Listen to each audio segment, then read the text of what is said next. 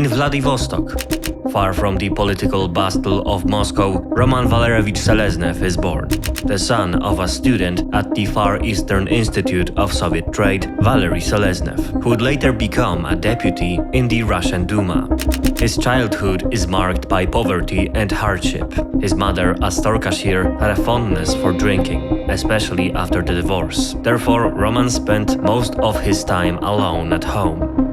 It was at school that he discovered computers, and he became fascinated with them almost instantly. He began to explore the subject on his own, and it soon became clear that he was incredibly gifted in this area. One day, when 17-year-old Roman came home from school, he found his mother lying in the bathtub. Her body had finally given out after yet another drinking binge. After her death, Roman's uncle threw him out of the apartment. He was forced to put his studies on hold and find a way to support himself. At first, he got a job as an administrator at a local computer club, where he also slept in the office. But the meager pay, combined with the humiliating reality of sleeping at his workplace, was the final straw. Roman Seleznev decided to become a hacker.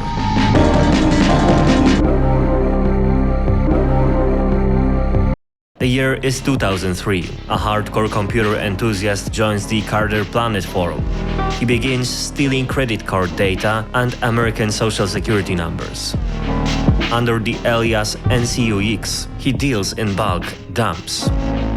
What started as a technical curiosity quickly evolves into a professional, large-scale operation.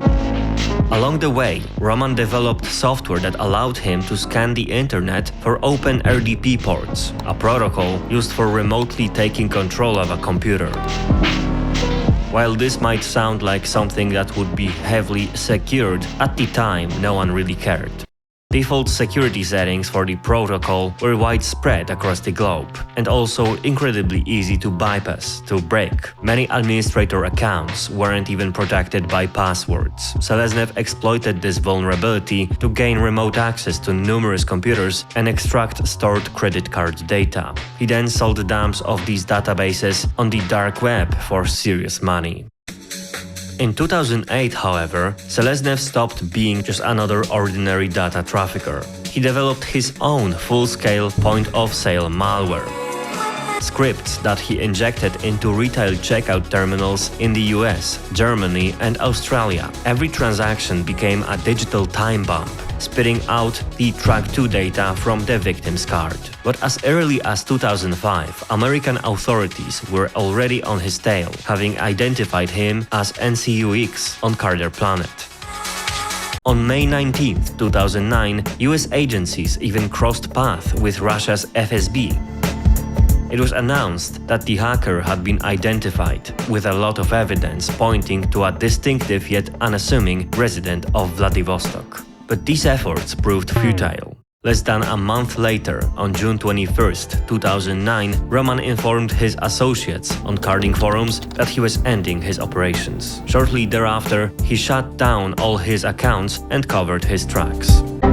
Since he disappeared shortly after US law enforcement disclosed his identity to the Russians, the American Secret Service suspected that the FSB had warned the hacker about potential consequences. Considering that Seleznev's father was an influential politician in Russia, the Americans concluded that any further attempts to coordinate with Russian authorities would only hinder a credible investigation.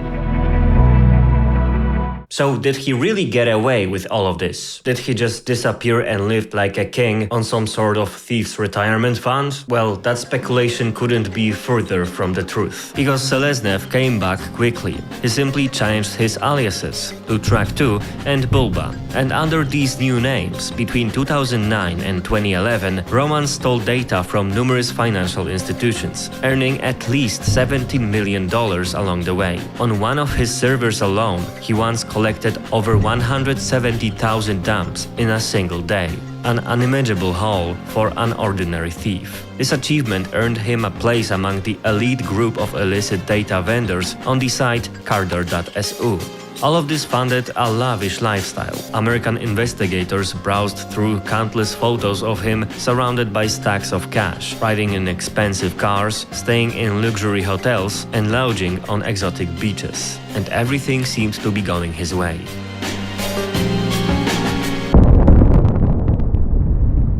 On April 28, 2011, bombs exploded in a local cafe in Morocco. 17 people died, but there were even more injured. Among them, Roman Seleznev, who had been staying there with his wife. He suffered severe head injuries. His life was miraculously saved by Moroccan surgeons, who implanted a titanium plate in his skull. The prognosis was grim. Doctors believed he might remain in a vegetative state for the rest of his life. Upon hearing this, it is said that his wife left him. And so Seleznev spent most of 2011 and 2012 in a Moscow hospital. Eventually, Seleznev recovered and returned to his hacking career. Shortly after being discharged from the hospital in February of 2013, he launched a website called tupac.cc.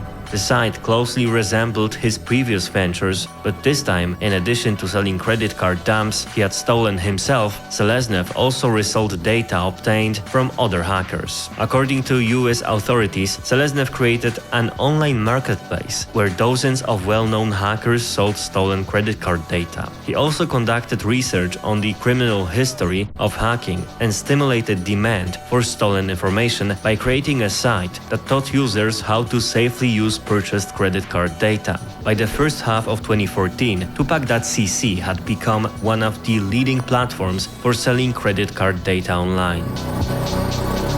But once again, sooner or later, all good things come to an end. You see, the official manhunt for Roman Seleznev had begun in full swing since 2011. That was the year an indictment was issued against him in Washington, charging him with over 30 breaches of point-of-sale systems across the United States.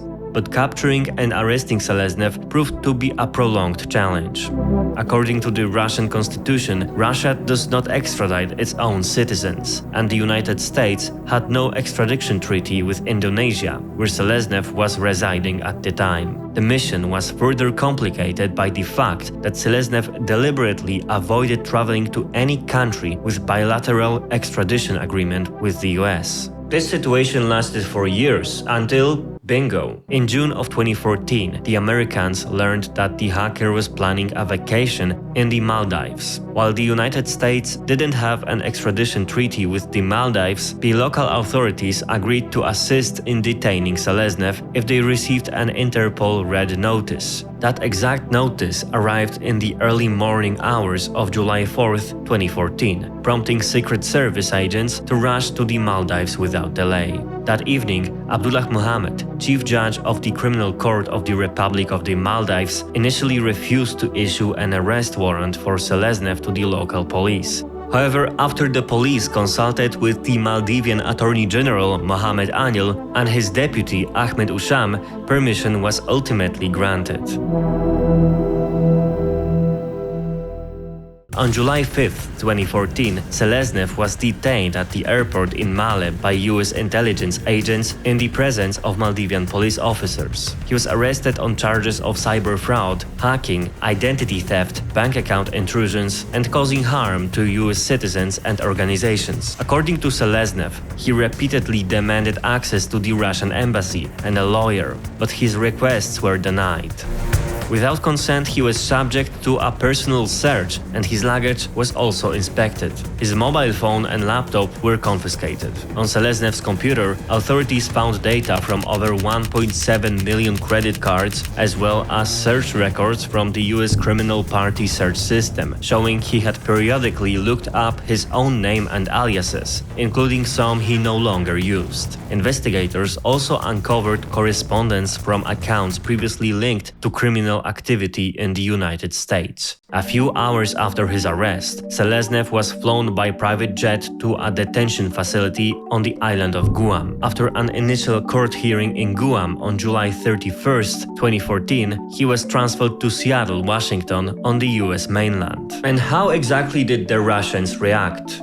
They were, of course, outraged. The Russian Ministry of Foreign Affairs called the arrest a kidnapping. and a gross violation of international norms, viewing the entire affair as yet another unkindly act by the Americans. The Russian government demanded explanations. Seleznev's father, himself a member of the Russian Duma, claimed that his son had been kidnapped by American intelligence services and even offered a $50,000 reward for a video footage of the arrest. The situation escalated to the point where economic sanctions against the Maldives were being considered to prevent further so-called abductions and kidnappings. The Maldivian authorities, however, maintained that they simply had no other choice. The Interpol Red Notice obligated them to act, and everything had been done in accordance with the local law. Russia's ultimate response was to impose sanctions on specific US citizens, namely employees of the US Department of Justice, banning them from ever entering Russian territory. On August 5, 2016, Roman was found guilty on 38 counts. On April 21,